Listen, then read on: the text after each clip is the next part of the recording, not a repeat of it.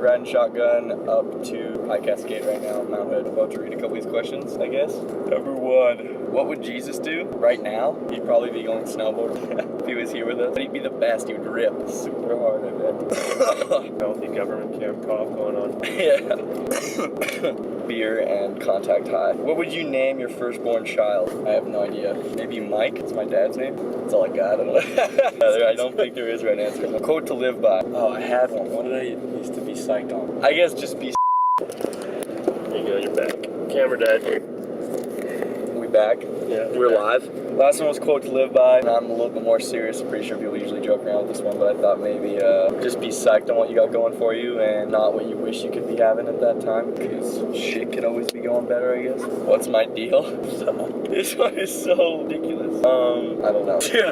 What's my deal? I'm from Canada and I'm from Winnipeg. I'm going back there right away. That's my deal. How old is old? 28. Oh, damn. It's fucked up.